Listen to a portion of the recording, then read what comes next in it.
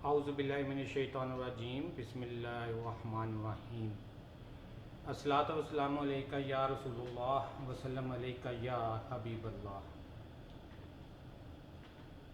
दोस्तों, हमारी गुफ्तगू चल रही है फ़ीवर के ऊपर और हम लोग कोशिश कर रहे हैं कि हमारे जितने भी होम्योपैथ डॉक्टर्स हैं उन तक इस तरह फ़ीवर जो है वो पहुंचाया जाए कि उनको अपनी प्रैक्टिस में बेनिफिट हो। हमारी ये सारी गुफ्तगू का जो सिलसिला है, जो बुनियादी मकसद है, वो आप दोस्तों के लिए प्रैक्टिस को, होम्योपैथी को आसान से आसान तर करना है। इससे पहले कि गुफ्तगू का आगाज़ करें, मैं अपना तारुफ करा दूं। मैं हूं डॉक्टर बाबर अमीन, होप होम्योपैथिक क्लिनिक, बाबर चौक, पीपल्स स्कूल नंबर 2, फैसलाबाद से आपके साथ मुखातब हूँ। Hope TV channel, Pakistan homeopathic research and development centre और होप अकेडमिया के तावन से ये छोटी सी कोशिश आप दोस्तों की खिदमत में पेश की जा रही है। आप हमारी इन वीडियोस को हमारे यूट्यूब चैनल पर देख सकते हैं। यूट्यूब चैनल का नाम है होप फॉर होपलेस 786। जब आप यूट्यूब में सर्च करेंगे और सर्च बार में होप फॉर होपलेस 786 लिखेंगे तो हमारा चैनल आपके सामने आ जाएगा। इन इंतहाई अहम कारआमद वीडियोस को देखने के लिए, मालूमात और अपने नॉलेज को बढ़ाने के लिए आप हमारे चैनल को सब्सक्राइब करें, शेयर करें, लाइक करें और अपने दूसरों दोस्तों तक ये मैसेज पहुंचाएं ताकि ज़्यादा से ज़्यादा दोस्त इससे फ़ायदा हासिल कर सकें। दोस्तों, होप होम्योपैथिक अकेडमिया की बुनियादी कोशिश यही है कि हम अपने होम्योपैथ डॉक्टर्स के नॉलेज को, उनकी पेशा वाराना जो महारत है उससे मज़ीद निखारने में मदद करें। होप होम्योपैथिक अकेडमिया आपकी खिदमत में मुसलसल एक प्रोग्राम पेश कर रहा है, प्रिस्क्राइब टू बीट। आजकल हम फीवर पे बात कर रहे हैं, लेकिन आगे आने वाले दिनों में हम लोग मुख्तलिफ अमराज को जो है वो सामने लेके आएंगे। जैसे अभी हमारा फीवर के सिलसिले में ये चौथा प्रोग्राम है, फोर्थ पार्ट आपकी खिदमत में पेश कर रहे हैं। और इसका आज का जो हमारा अनवान है, जिस पे हम गुफ्तगू करेंगे, टॉपिक है, वो है रेकुरेंट फीवर, यानी prescribe to beat recurrent fever just in 30 seconds. यहाँ पर टाइटल के हवाले से मैं एक जो है वजाहत करता चलूँ कि prescribe to beat recurrent fever just in 30 second का जो बुनियादी मतलब है, मकसद है लिखने का, वो ये है कि एक होम्योपैथ डॉक्टर जो है वो 30 सेकंड के अंदर अंदर जो है वो मर्ज़ के लिए इंतखाबे दवा तक पहुंच सकता है हमारी इन वीडियोस को देखने के बाद। इसका हरगिज़ ये मकसद या मतलब नहीं है कि आप 30 सेकंड में उस मर्ज़ का इलाज कर सकते हैं या उस मर्ज़ को ठीक कर सकते हैं। जो टाइटल हमने दिया है prescribe to beat recurrent fever just in 30 second, उसका जो मफहूम बनता है वो ये है कि आप हमारी इन वीडियोस को देखने के बाद 30 सेकंड के अंदर अंदर मरीज़ के लिए एक अच्छी दवा का इंतखाब कर सकते हैं। लेकिन उसके लिए आपका होम्योपैथिक फ़िलासफ़ी के ऊपर, होम्योपैथिक मटीरिया मेडिका के ऊपर अबूर हासिल होना लाजमी है। उससे हम जो है वो किसी सूरत भी इनकार नहीं कर सकते। इसके साथ साथ दोस्तों, हमारी ये वीडियोस जो हैं वो ज़्यादातर होम्योपैथिक फिजिशंस के लिए, होम्योपैथिक तलबा और तालबात के लिए हैं। आम जो मरीज़ हैं उनके लिए नहीं है। उनसे हम अल्तमास करेंगे कि अगर वो इनमें से किसी भी अमराज में या मरज़ में मुब्तला हैं तो वो अपने करीबी अच्छे होम्योपैथ डॉक्टर से रब्ता करें, उसके मशवरे से इन अद्वियात में से जो भी दवा उसकी बने वो इस्तेमाल करें। या आप चाहें तो हमारे साथ हमारे व्हाट्सएप नंबर 0333 65 10 921 पे रब्ता कर सकते हैं। हमारे साथ आप फ़ोन पे रब्ता कर सकते हैं 0305 64 66 919 पर। दोस्तों, मज़ीद वक्त ज़ाया किए बगैर हम चलते हैं आज के टॉपिक के ऊपर, रेकोरेंट फीवर के ऊपर। रेकोरेंट फीवर से मुराद वो फीवर होता है जो कि वक्फे वक्फे से आता है, बार बार आता है। वो बुनियादी तौर पर रेकोरेंट फीवर खुद बजाते खुद एक मर्ज़ नहीं, बल्कि ये इंसान के अंदर मल्टीपल ग्रुप ऑफ डिजीज़ का शाखसाना होता है। तो आए आज हम देखते हैं कि रेकोरेंट फीवर के अंदर हमारे होम्योपैथिक अद्वियात जो हैं वो कहाँ तक कारआमद हैं और हम उनमें किस तरह एक पेशेंट के लिए एक अच्छी दवा का इंतखाब जो है वो जल्द अज जल्द कर सकते हैं। दोस्तों, बुखार के सिलसिले में हमारा ये चौथा प्रोग्राम है और आज हम डिस्कस करेंगे बारीक का बुखार, रेकोरेंट फीवर। इसको हमने दो हिस्सों में जो है वो तकसीम किया है। एक तो ये है कि बारी का बुखार जो कि मखसूस अलामात के साथ आए, और दूसरा जो है वो है बारी का बुखार अलामात का दौरा, यानी अलामात की रेकोरेंस। अलामात जो हैं वो कब वकूअ पज़ीर होती हैं, इनके ऊपर आज हम डिस्कस करेंगे और देखेंगे कि हम किस तरह जल्द अज जल्द जो है वो पेशेंट की अलामात के मुताबिक दवा का इंतखाब जो है वो कर सकते हैं। दोस्तों, बारी के बुखार में, रेकोरेंट फीवर में जब आपके पास पेशेंट आता है और बार बार मरीज़ जो है वो आपके को कंप्लेंट कर रहा है कि जनाब मुझे जो है ना बुखार बार बार हो रहा है, कुछ अरसे के बाद हो जाता है, हर महीने होता है, साल में एक दफ़ा होता है, या इस तरह की अलामत वो आपको देता है, तो जहाँ पे आप अलामत कलेक्ट करते हैं वहाँ पर इन अलामत को मद्देनज़र रखें, इन अलामत पर ज़्यादा फोकस करें, इन अलामत को ज़्यादा अहमियत दें। हमारे इन प्रोग्राम का कतई ये मकसद नहीं है कि आप सिर्फ दो अलामत देखें और दुआ की सिलेक्शन कर लें। हमारा मकसद ये है कि जब आपने पेशेंट से अलामत ले ली, पूरा केस ले लिया, केस टेकिंग आपने कर ली, केस टेकिंग के बाद इन चार्ट्स का असल काम जो है वो शुरू होता है कि आपने केस टेकिंग की, आपने अलामत ली, अलामत को कैटेगराइज किया, उनकी दर्जाबंदी की, दर्जाबंदी के बाद अहम तरीन अलामत को आपने पॉइंट आउट किया, और उसके बाद इन चार्ट्स को जो है वो आप सामने रखते हुए देखते हैं कि ये मरीज़ जो है वो किस दवा में फ़ाल कर रहा है। तो अलामत का दौरा अगर 3 से 4 बजे बाद दोपहर हो तो आपके पास वाज़े तौर पर जो दवा सामने आती है वो लाइकोपोडियम है। इसके बाद अगर अलामत का दौरा 3 बजे बाद दोपहर हो तो आपके पास एपस मेलिफिका जो है सामने आती है, यानी कि बारी का बुखार हो, अलामत जो है 3 से 4 बजे बाद दोपहर जो है वो बढ़ें तो लाइकोपोडियम, 3 बजे बाद दोपहर बढ़ें तो एपस मेलिफिका, 10 और 11 बजे सुबह के दरमियान अगर अलामत जो हैं वो बढ़ती हैं तो नेट्रोम्योर आ जाती है। इसी तरह हर दूसरे दिन अगर अलामत में इजाफा होता है या रिपीट होती हैं, हर दूसरे दिन अलामत जो हैं वो सामने आती हैं, तो चाइना जो है उसको आप ज़ेरे गोल लाएंगे, उसको आप देखेंगे। इसके बाद 7 से 9 बजे सुबह अगर अलामत का ज़हूर होता है तो यूपेटोरियम पफ आ जाती है। 1 से 2 बाद दोपहर या 1 से 2 बजे सुबह अगर अलामत का ज़हूर होता है तो आर्सेनिक एल्बम जो है वो एक बेहतरीन इंतखाब आपका हो सकता है। हर रोज़ घड़ी की तरह मखसूस वक्त पर अलामत आएँ, जैसे घड़ी आपने मखसूस वक्त पे 1 बजे 1 ही बजाती है, 2 बजे 2 बजाती है, तो इसी तरह घड़ी के तरह मखसूस वक्त पर अलामत जो हैं वो रिपीट हो रही हो, उनका ज़हूर हो रहा हो, तो आपके पास उसके लिए जो मेडिसिन है वो सेड्रोन जो है वो एक अच्छा इंतखाब जो है वो हो सकता है। इसके बाद दोस्तों हम अब चलते हैं अपने दूसरे हिस्से की तरफ, यानी मखसूस अलामत के साथ। अभी हमने बारी के बुखार को अलामत के दौरे के मुताबिक देखा कि अलामत का दौरा कब पड़ता है, अलामत जो हैं वो दोबारा अपीयर कब होती हैं, किस टाइम पे होती हैं, तो उसके मुताबिक हमने देखा कि हमारे पास कौन कौन सी अद्वियात मौजूद हैं।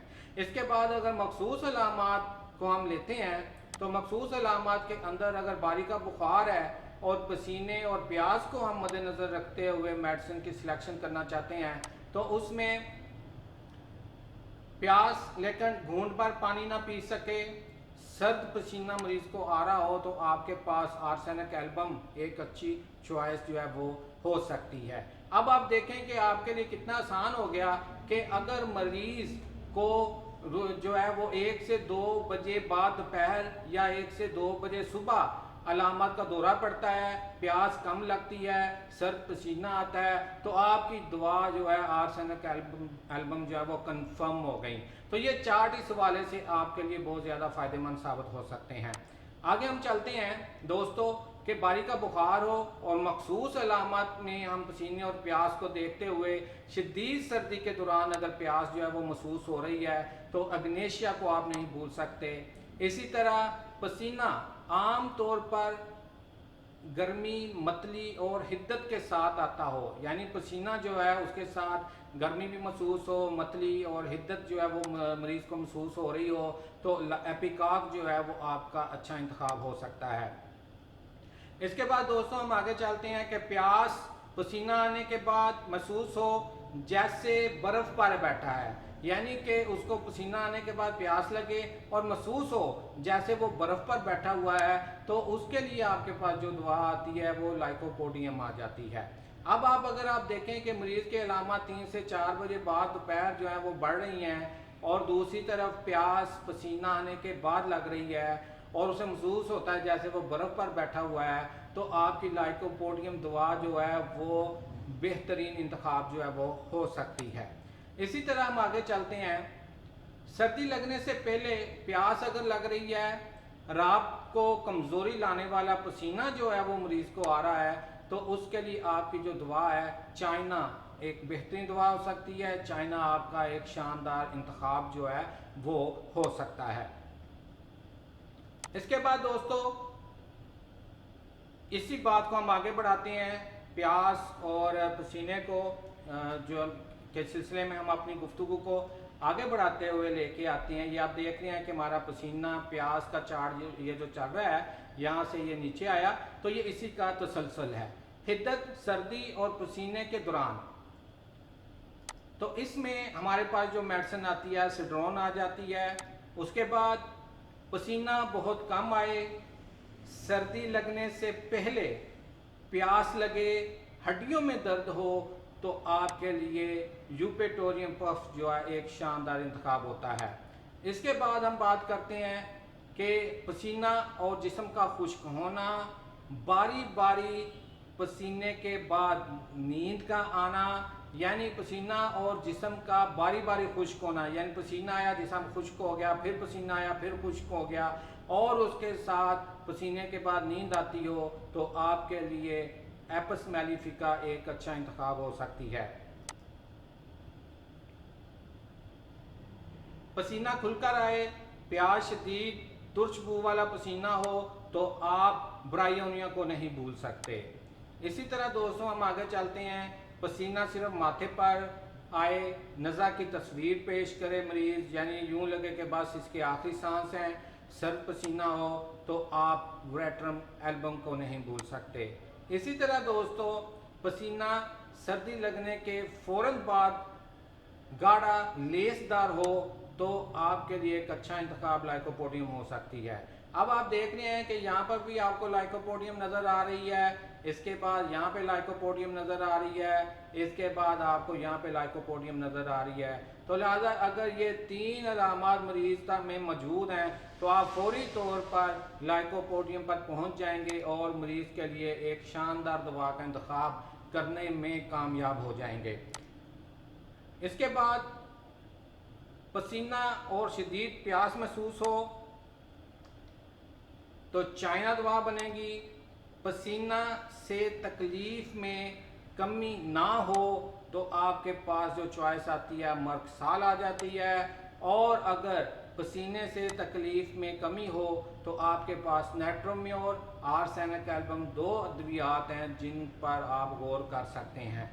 इस अलामत के साथ दीगर जो अलामत हैं आर्सेनिक एल्बम की, जैसे कि ये प्यास लेकिन घूंट भर पानी ना पी सके, इसी तरह 1 से 2 बजे बाद दोपहर या 1 से 2 बजे सुबह ये अलामात और इसके बाद पसीना से तकलीफ में कमी हो, जब हम इनको देखेंगे तो बड़ी आसानी से हम आर्सेनिक पर पहुंच सकते हैं। इसी तरह हम नाइट्रोम्योर की अलामात को अगर ज़हन नशीं करेंगे तो हम फौरी तौर पर देख सकते हैं कि हमें आर्सेनिक देनी है या नाइट्रोम्योर देनी है। दोस्तों, ये तो बात हमारी हो गई बुखार जो है, रेकुरेंट फीवर है, बारी का बुखार है, उसमें अलामात के दौरे के हवाले से हमने देख लिया और मखसूस अलामात के साथ हमने जो है वो देखा। अब हम आगे चलते हैं। तो दोस्तों, बारी के बुखार में ही मखसूस अलामात का जिक्र करते हुए हम लोग अब देखेंगे कि सर्दी के साथ जो है वो कौन कौन सी मेडिसिन हमारे पास आती हैं जिनमें सर्दी का तज़किरा मौजूद है, कि सर्दी के साथ गर्मी पहुंचाने पर भी सर्दी में फ़र्क ना आए, यानी कि मरीज़ को सर्दी में उसको जो सर्दी महसूस हो रही है, गर्मी पहुंचाने भी फ़र्क महसूस ना हो, कोई अफाका ना हो, तो नक्स वमीका जो है आपकी दवा बनती है। इसी तरह बैरूनी गर्मी से सर्दी को आराम मिले तो उसके लिए आपके पास इग्नेशिया दवा जो है वो बनती है। इसी तरह हम आगे चलते हैं। सर्दी का वक्फा नहायत मुख्तसर मगर गर्मी का वक्फा जो है वो लंबा हो तो आपके पास जो दवा आती है एपिकॉक आती है। अब आप ये देखें कि हम पहले हिस्से में एपिकॉक की कुछ अलामत देख चुके हैं और अब एपिकॉक की अलामत मज़ीद सर्दी के हवाले से आपके सामने आ रही हैं। तो जब आप इन अलामत को मिलाएंगे, इनको आपस में जोड़ेंगे तो आपके सामने पेशेंट की ड्रग पिक्चर जो है आ जाएगी और आप बड़ी आसानी से मरीज़ के लिए दवा का इंतखाब कर सकते हैं। इसके बाद शदीद सर्दी, शदीद बुखार, पोडोफालियम और शदीद प्यास के साथ चेहरा सुरख हो तो आपके लिए इग्नेशिया एक अच्छा इंतखाब हो सकती है। इसी तरह सर्दी के दौरान खांसी आए तो आपका इंतखाब जो है वो रस्टॉक्स हो सकती है। हर घूंट पानी पीने के बाद सर्दी कंधों में महसूस हो, कैप्सिकम दवा होगी। इसी तरह सर्दी और बुखार के दर्जा के दरमियान कह आती हो, यानी सर्दी और बुखार के दर्जा के दरमियान अगर कह आती है तो उसके लिए यूपेटोरियम और लाइकोपोडियम ये दो दवा जो हैं वो बेहतरीन रिजल्ट आपको दे सकती हैं। इसके साथ दोस्तों आगे हम चलें तो सर्दी से पहले हड्डियों में अगर दर्द महसूस होता है, मरीज़ को बोन्स में पेन होती है, तो यूपेटोरियम परफेक्ट शानदार दवा है।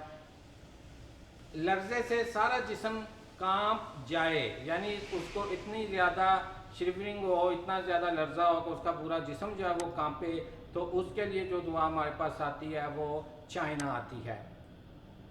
इसके बाद दोस्तों हम बात करेंगे बारी के बुखार की मखसूस अलामात को डिस्कस करते हुए हिद्दत के साथ। अभी तो हमने देखा कि बारी के बुखार में मखसूस अलामात के साथ अगर सर्दी मौजूद है मखसूस अलामत के तौर पर तो कौन सी अद्वियात हमारे सामने आती हैं।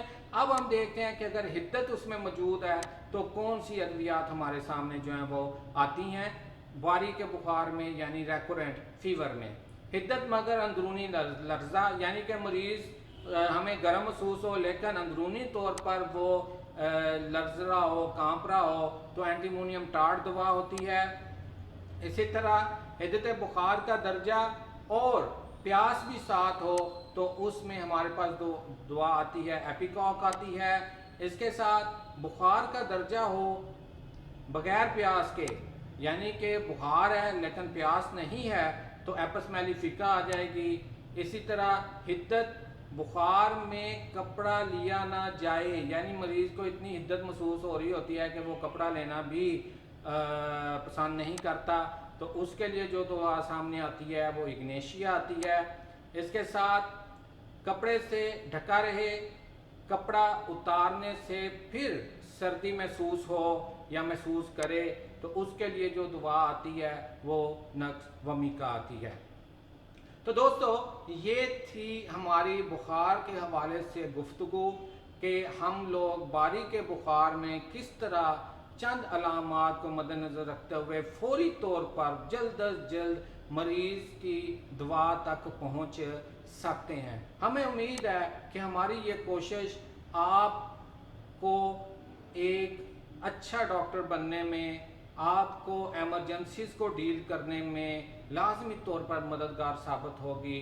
मुझे उम्मीद है कि हमारे दोस्त इन चार्ट से भरपूर फ़ायदा उठाएंगे और इन चार्ट्स के हवाले से आपके जहन में कोई सवाल हो, कुछ पूछना चाहें तो वो आप हमारे साथ रब्ता कर सकते हैं। आप मेरे साथ व्हाट्सएप पे रब्ता कर सकते हैं 0333 65 10 921 पर, और कॉल कर सकते हैं आप 0305 64 66 919 पर। दोस्तों, इसके साथ ही इस दुआ के साथ कि अल्लाह तबारक व तआला शोबा तिब से मुंसलिक तमाम जितने भी दोस्त हैं उनके हाथों में खुसूसी शिफा दे, ख़ास तौर पर जो होम्योपैथ फिजिशियंस हैं उनके हाथों में खुसूसी शिफा नायत फरमाए। अल्लाह हाफिज़। इंशाअल्लाह ताला बहुत जल्द नए टॉपिक के साथ आपसे मुलाकात होगी।